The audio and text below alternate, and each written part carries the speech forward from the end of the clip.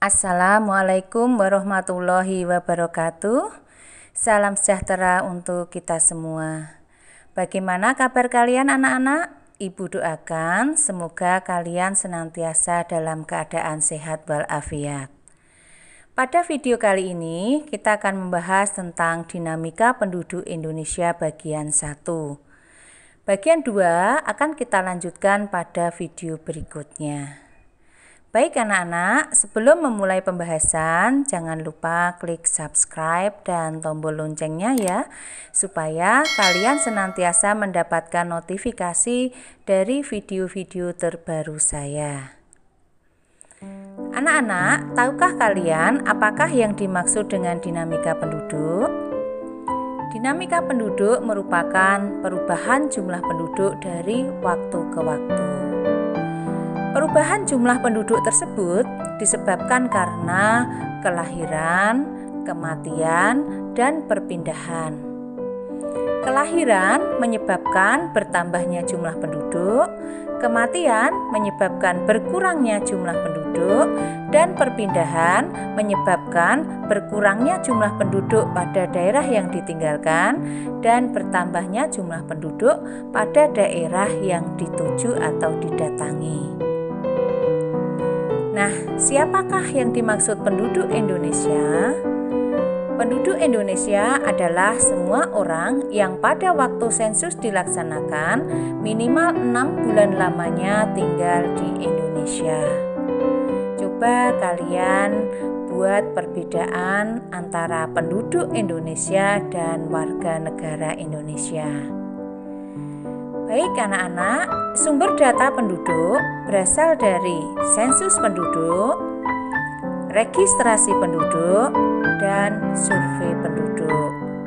Sensus penduduk merupakan proses pengumpulan, pengolahan, penyajian, dan penilaian data penduduk yang menyangkut antara lain ciri-ciri demografi, sosial ekonomi, dan lingkungan hidup. Registrasi penduduk merupakan kegiatan mencatat kejadian-kejadian kependudukan seperti peristiwa lahir, mati, dan segala kejadian penting yang merubah status sipil seseorang sejak dia lahir sampai mati. Sedangkan survei penduduk merupakan pencatatan data penduduk dengan mengambil sebagian penduduk sebagai sampel. Kalau sensus penduduk biasanya dilakukan 10 tahun sekali, kalau registrasi penduduk dilakukan secara insidental setiap ada kejadian, dan survei penduduk dilakukan setiap 5 tahun sekali pada pertengahan tahun antar sensus anak-anak. Misalnya, sensus penduduk tahun 2010, maka tahun 2015 diadakan survei penduduk sebelum sensus dilaksanakan tahun 2020. Baik anak-anak, kita lanjutkan lagi. Kita akan membahas tentang jumlah penduduk. Mari kita buat perbandingan jumlah penduduk Indonesia dan dunia anak-anak. Negara dengan jumlah penduduk terbesar di dunia adalah Cina, dengan jumlah penduduk 1,43 miliar jiwa. Yang terbesar kedua adalah India dengan jumlah penduduk 1,37 miliar. Terbesar ketiga adalah Amerika Serikat dengan jumlah penduduk 329 juta jiwa.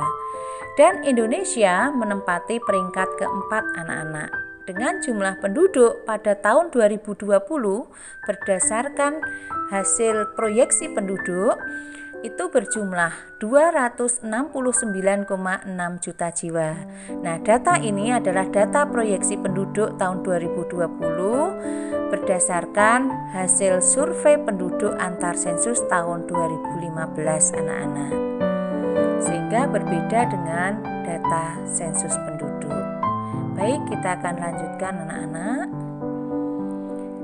Kita akan melihat jumlah penduduk Indonesia berdasarkan sensus penduduk.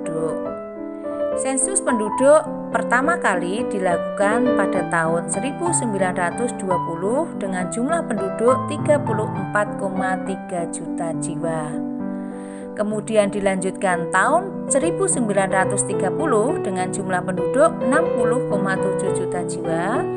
Tahun 1961 berjumlah 97,1 juta jiwa. Tahun 1971 berjumlah 119,2 juta jiwa. Tahun 1980 berjumlah 147,5 juta jiwa. Tahun 1990 berjumlah 179,3 juta jiwa.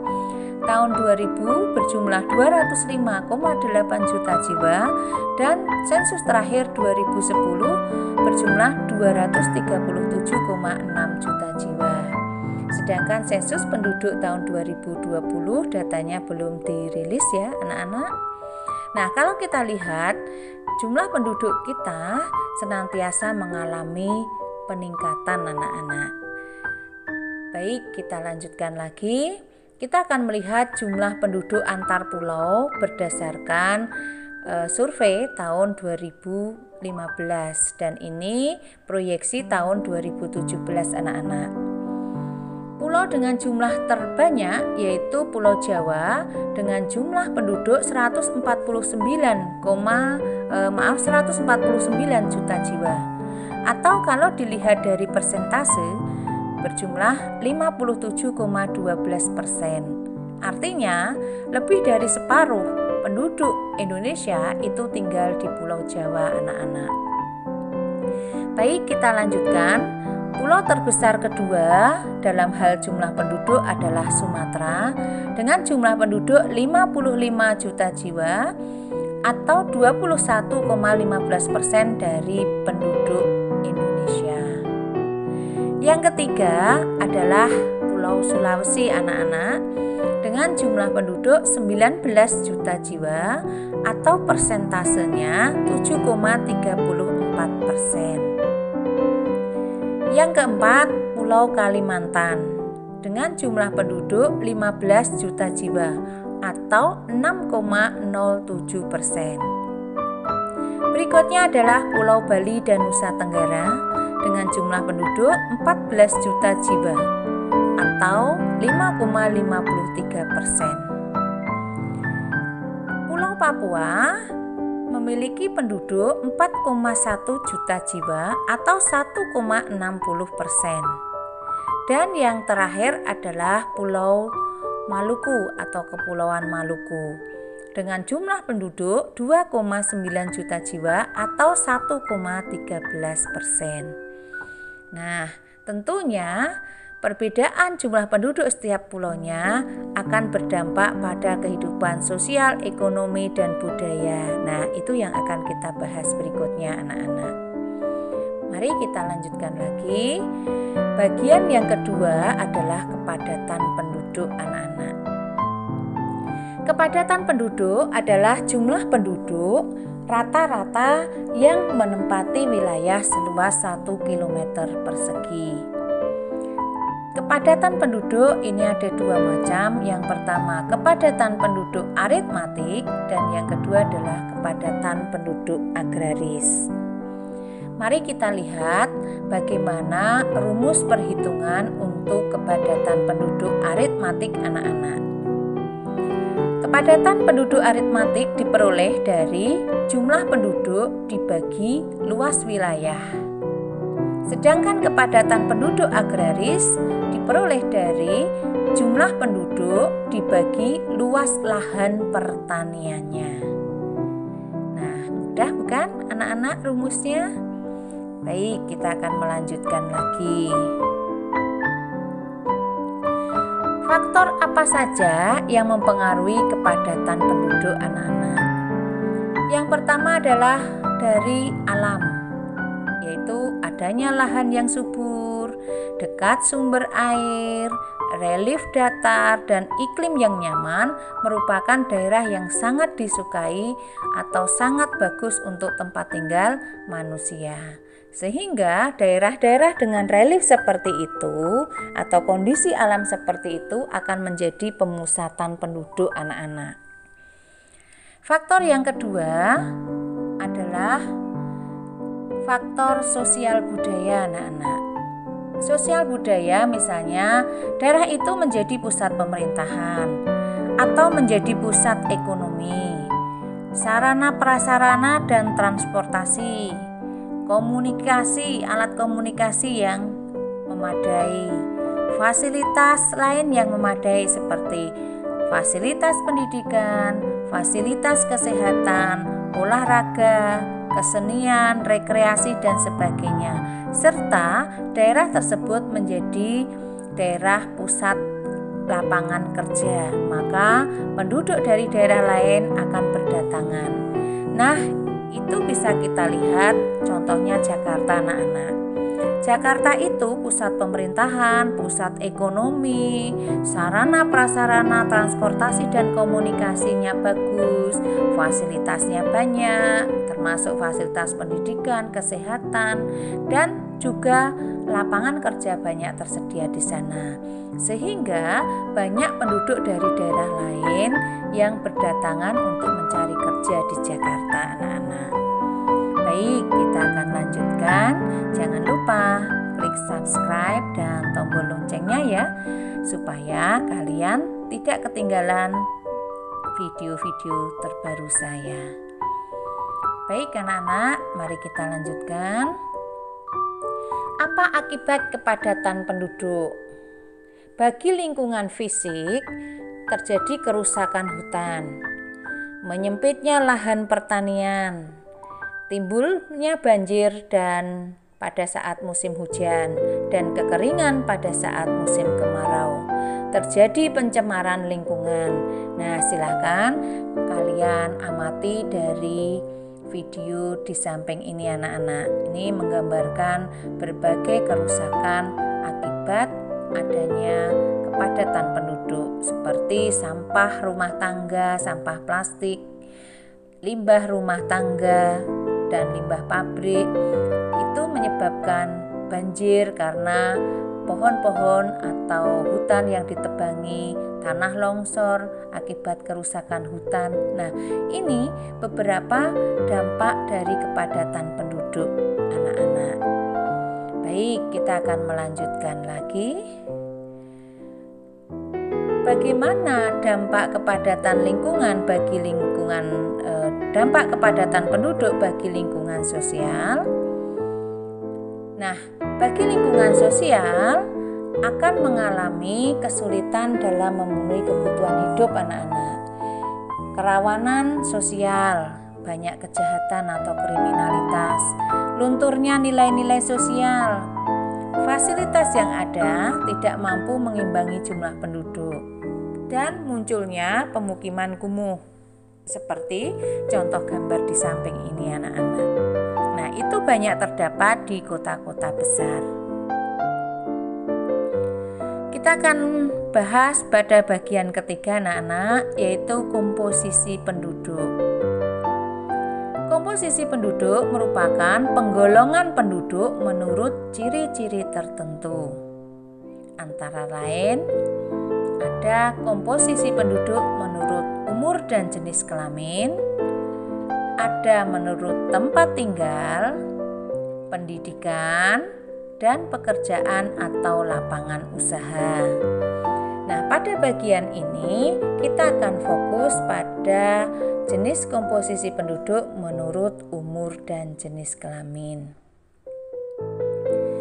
Anak-anak, komposisi penduduk menurut umur dan jenis kelamin ini memiliki kegunaan.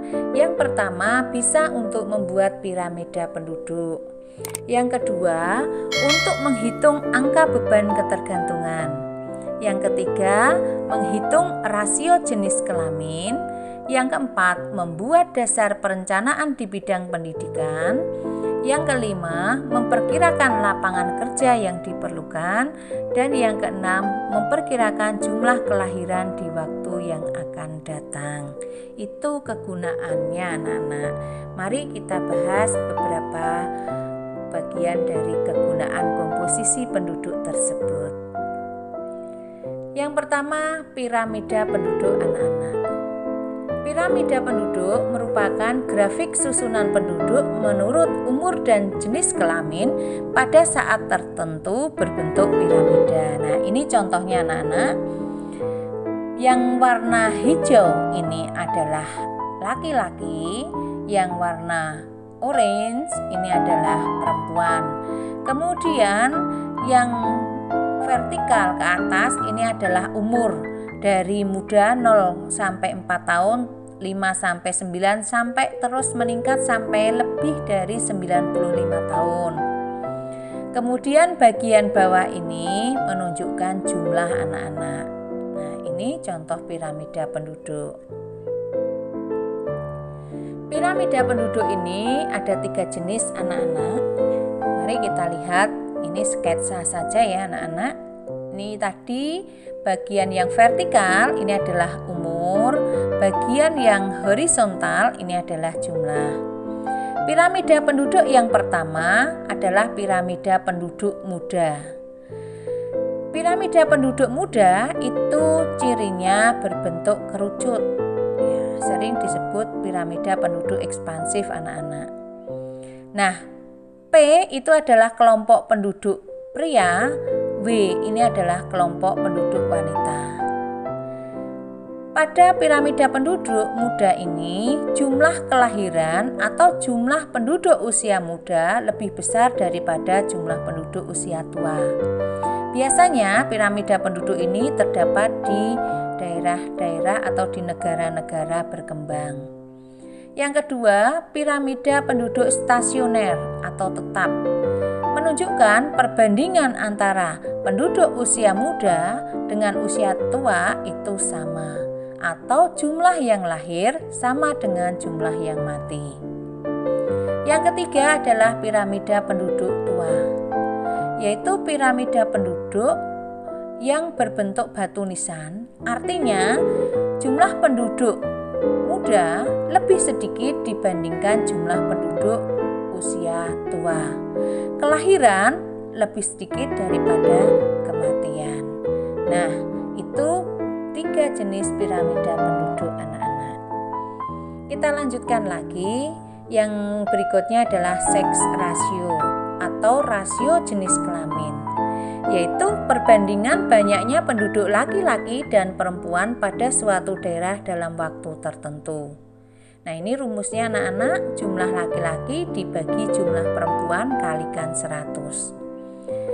Misalnya seks rasio 90, artinya tiap 100 penduduk perempuan terdapat 10 penduduk laki-laki.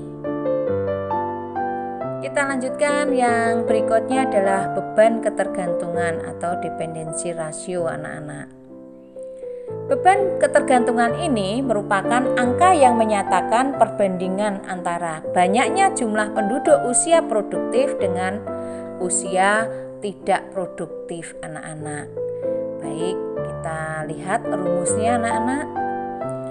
Nah, P itu penduduk usia 0 sampai 14 tahun ditambah penduduk lebih dari 65 tahun, itu artinya penduduk yang tidak produktif karena tidak bisa menghasilkan atau ikut dalam kegiatan ekonomi. Dibagi jumlah penduduk usia produktif, yaitu usia 15 sampai 64 tahun kalikan 100. Beban ketergantungan 50 artinya setiap 100 orang penduduk usia produktif, yaitu berusia 15 sampai 64 tahun, menanggung 50 orang penduduk usia non-produktif, yaitu berusia di bawah 15 tahun atau di atas 64 tahun.